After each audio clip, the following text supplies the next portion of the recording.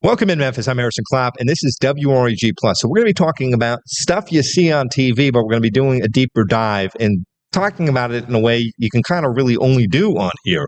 So we're going to start with Mama, the story you've probably seen. It's been a story that's captivated the Mid-South. This 81-year-old woman with throat cancer. I met her a month ago when she was living outside her dilapidated South Memphis home. The home was falling apart, and she was living in her car.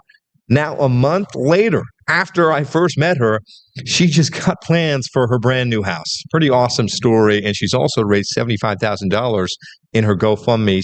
And I do want to kind of talk about this stuff you can't see in the stories. You know, there's been so many interactions I've had with her over the past few weeks that I would have loved to incorporate it into the stories, but I just couldn't. So we're going to be talking about that. We're also going to be talking about college football. The season starts in 2 weeks. Ole Miss, Memphis, both huge years for these programs. Different goals. Ole Miss is trying to win an SEC title.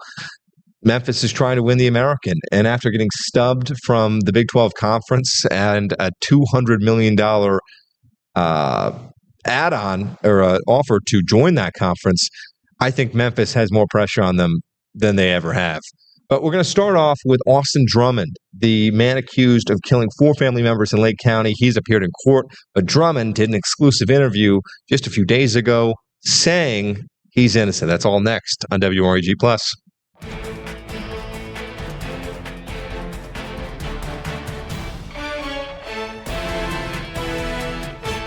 So Austin Drummond, you see him on the right here. He's accused of murdering 4 people and abandoning their baby in the middle of a field in Tigrit. So this is a really kind of a geographically spread out story because there was a manhunt and he was eventually caught in Jackson. You can see the 3 people charged as accessories in that manhunt, helping him elude police force for as long as he did. But the initial incident in this story happened on July 29th. That's when he dropped off the baby in Tigrit. I was there, and it didn't look like there was anything bigger than that. It just looked like a baby had been dropped off in this abandoned field in Tigrit, which is farm country, Dyer County. It's unincorporated. There's not a lot of people, but the baby was dropped off in this field there, and then 4 bodies were found. And that's when the manhunt began in Lake County. And WRG's Mike Sirianni has really done a terrific job on this story. And he found a lot of the footage you're seeing right now. If you can see behind Drummond's face, you can see the shot up car. But we're going to turn to WRG's Raven Copeland, who has the latest from Drummond that we have covered. But when you do find out stuff like that in the town, it really shakes our community, you know, and it scares a lot of our community, whether it has something to do with us or not. You know. The Lake County community has been on edge since July 29th, which is when the TBI says Austin Drummond allegedly killed a family of 4. He's also accused of abandoning the baby of 2 of the victims some 30 minutes away at a Dyer County home. The father of 21-year-old victim James Matthew Wilson tells WREG that the child remains in protective custody. However, they're hoping to be reunited soon. We are working on that now. That's all I'm allowed to say. Thursday, Wilson and other family members attended a court hearing for Drummond and 2 of the accessories charged in the case. Tanaka Brown and De'Ara Sanders are accused of helping him after he allegedly committed the murders. At Thursday's court hearing, Drummond attempted to waive his right to a speedy trial. However, District Attorney Danny Goodman says the early stages of the case have just begun. He's asking prematurely for that. We've got to get into circuit court before he's going to be entitled to that. So we've got to get through the preliminary hearing process, grand jury, and then at that point, then he can request a speedy trial. Even with that, we're going to be looking at least a year and a half, probably. As the victim's family mourn and await more answers, some Lake County residents are praying for the community's healing. You know, I'll be glad when our town get back the way it was, because this was a little bit too much for not only the families, but for the community too. We care about the victims, we care about the family, we care about the person that done it. You know, we have a heart, we care. Justice, we believe justice shall be, should prevail. Reporting from Lake County, Tennessee, for your news leader, Raven Copeland, WREG News Channel 3. Thank you for that, Raven. And that's been what Raven, I think, really did a great job in that story on was kind of covering the impact that it's had on Lake County. You know, I spoke with the Dyer County Sheriff's Office when the baby was dropped off. Again, that was before we knew there were all these other aspects to this story. There was a murder. It was just the baby. And I remember the Dyer County Sheriff, he told me, we don't see stuff like this in Dyer County. And now, you know, the story got so much bigger just a few days later. And I'm sure Lake County feels the same way as Dyer County. But the update in Austin Drummond's scenario was an interview he did from jail with a journalist in Nashville, Nick Barris, pretty prominent journalist out of Nashville. We're going to look at Nick Barris's Facebook post here where he shares what he learned with his call with Austin Drummond. Nick Barris is the only one who has gotten this interview. Pretty good get if you're a journalist, if I do say so myself. So Nick Barris starts it off exclusive. Accused mass murder, Austin Drummond speaking out about the case against him. This is his first interview since his arrest on August 5th for quadruple murder in Lake County, Tennessee. He was on the run for nearly a week, making national news and terrorizing communities in Northwest Tennessee. So how did I make contact? A source provided my cell phone number to Drummond, and he called me from where he was being held in Obion County, Tennessee, without bond. Drummond is accused of killing James Wilson, Adriana Williams, Braden Williams, and Courtney Rose. That is 4 counts of first-degree murder, and prosecutors are seeking the death penalty. So what did Drummond say in this exclusive interview, which I did record? Let's see what he said, Nick. Drummond revealed he was working as a confidential informant after being approached by prosecutors. He claims to have assisted authorities, including the FBI, undercover to help in their crackdown on drug smuggling into jails and prisons, helping to arrest dealers, crooked cops, and gang member leadership. Drummond confirms he became a member of the Vice Lords gang during a prior stint behind bars.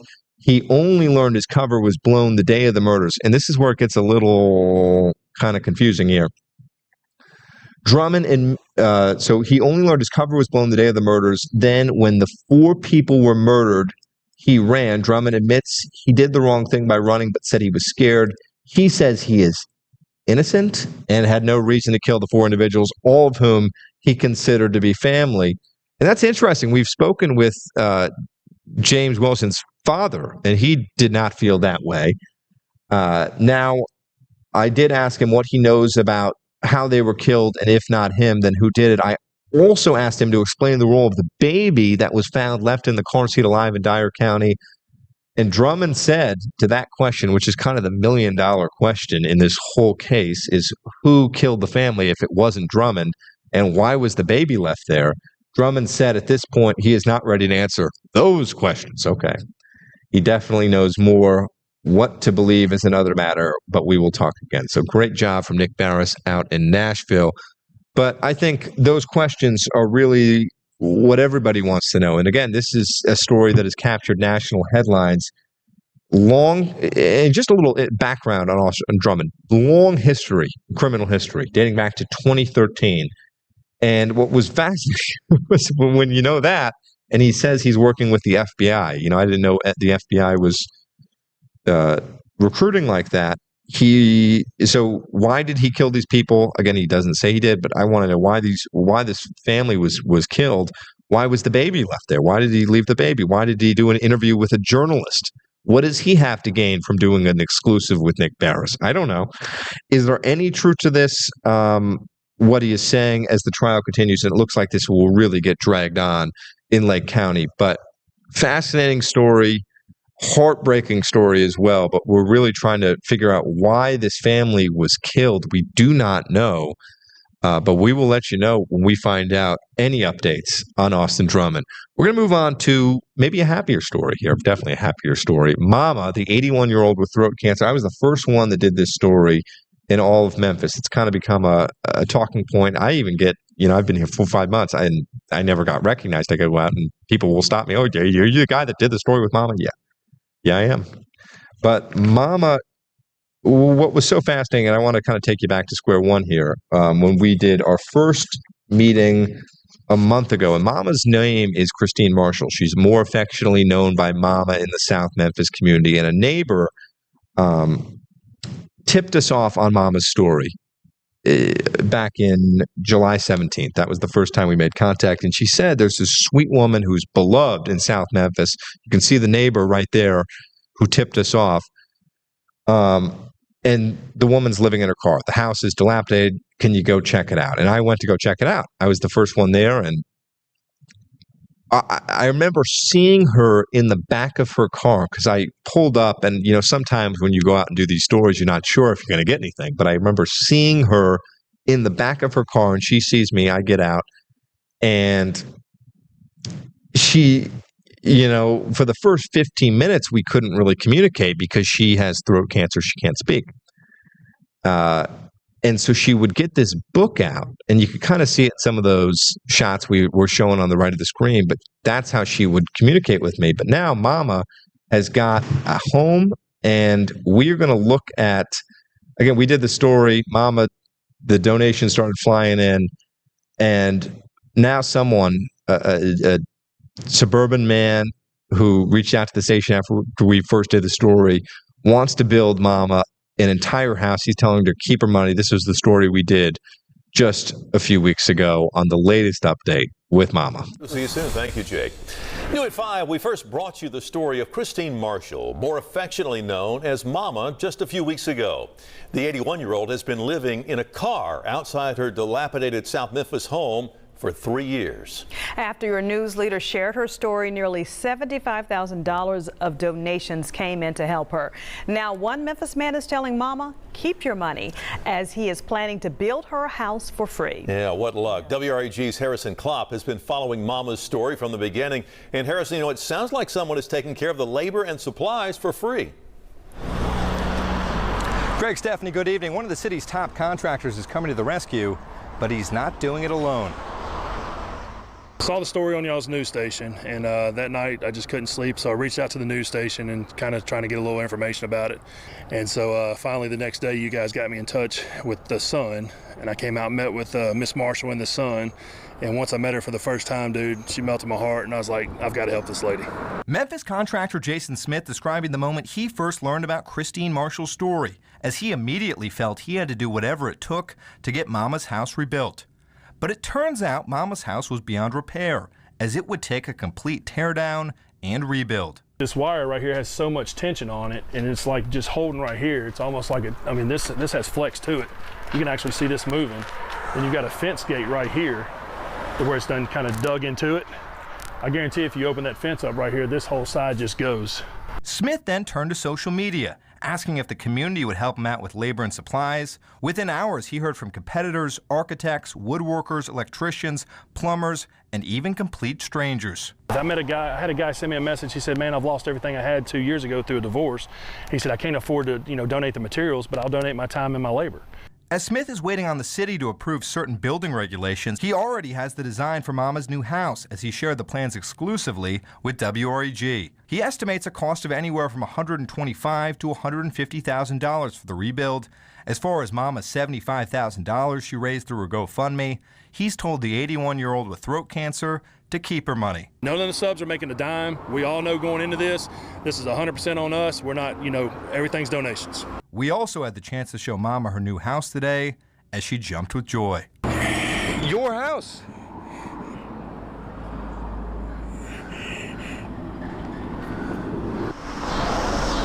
Smith says he'd like to have Mama a new house by Christmas. From South Memphis, I'm Harrison Klopp, your news leader, WREG, News Channel 3. Well,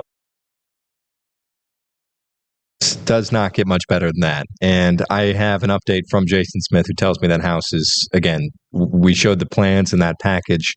They're waiting on a few things from the city, and then that house will go up in South Memphis. The reason I wanted to circle back to this is, I have gotten to know Christine over these past few weeks, and she really is great. And the whole community is touched by this. I just think it is, this guy, suburban man, doing really, really well for himself and is a thriving business, comes in and just helps her out. It doesn't get much better than that. And we see a lot of stuff that's, really bad that we cover here at WREG, a lot of murders, but when you get to do something like this, it kind of makes it all worth it. So we're going to end things off on WREG Plus here with college football. And we're going to be talking about the Memphis Tigers and the Ole Miss Rebels. And both teams have huge seasons ahead of them, but they have different expectations. I'd put it like this. You ever meet someone with some parents that have, two kids that have a major age gap? Let's say the one kid's a sophomore in high school, the other one's in second grade. Both huge years for those kids. I mean, both big years. I mean, the sophomores looking at colleges, probably getting the driver's license. The second graders probably learning how to read. And that's what I would kind of say about these two programs here. Like Memphis is kind of the second grader, and Ole Miss is probably the sophomore in high school. Both big years, but Ole Miss, it might mean a little bit more. And we're going to take a look at Memphis' schedule to start the year here, because Memphis has a big year ahead of them. A few really interesting matchups. Chattanooga to start the year in Memphis, August 30th. That is next Saturday at home day game against Chattanooga. Then they go to Georgia State. I'd like them to win against Chattanooga. I like them to beat Georgia State. I think Troy has a history of, every once in a while has a great team that is in Alabama. I think they start the year 3-0. Chattanooga, Georgia State, Troy. They should win those games. Arkansas is where it gets a little difficult. You don't see that every year. Arkansas in Memphis, the ticket prices are insane. I think it's $170 to get in the door right now for that. Florida Atlantic in Boca, Tulsa, UAB in Birmingham, South Florida in Memphis, Rice in Houston. And this is really where Memphis' season matters more than any part here. Tulane in Memphis, November 7th. Tulane is the favorite to win the American right now. And you're kind of getting a break if you can get that matchup in Memphis, which they did, instead of going to New Orleans to play Tulane. East Carolina in Greenville can be sneaky. Navy is also very good this year, but that game is in Memphis. So Memphis gets the two hardest games outside of Arkansas. Their two hardest conference matchups in Memphis. Kind of a lucky draw for Ryan Silverfield and his guys here. You can see the odds here, and I'm not telling you what to bet because we don't have a betting sponsor, but you can take a look at these odds. And basically what this means is Memphis is plus 470 to win the American Conference Championship. So $100 bet would net you $470, would net you $570. You'd win $470 in profit. That is if Memphis wins their conference. Tulane, obviously, you can see there at plus 330, the favorite, and Navy plus 430. So I think a very doable, winnable year, a lot of potential. And we mentioned at the top of the show, Memphis was denied Big 12 access. And I think if you're Ryan Silverfield and these guys, this has got to be a major show who you are year. After getting denied from the Big 12 conference, it's not like they're getting denied from the SEC. They offer $200 million to join the Big 12, and they get denied. The Big 12 simply says, no, we don't want you. I think if you're Ryan Silverfield and you can find a way to win the American, I'm not saying it's the Big 12 next year or the year after, but if you can win this conference after that story, which made national headlines, Memphis paying all this money to try to get into the Big 12, if they can win their conference, is it crazy to say Memphis 2027 ACC? I don't think so. I really don't. And I think Ryan Silverfield has kind of a us versus everybody mentality. He's got to this year. But we're also going to take a look at the team down south from us, and that is Ole Miss. Jackson Dart, you can see running on the field here. But it's not going to be Jackson Dart this year. It's going to be 19-year-old Austin Simmons, who really has a huge opportunity ahead of him. And Ole Miss is a very interesting team. Like Memphis, a lot of the guys graduated. Ole Miss, a lot of the guys just left, and they brought in, I think, 30 players in the transfer portal. This is kind of the thing with Ole Miss right now.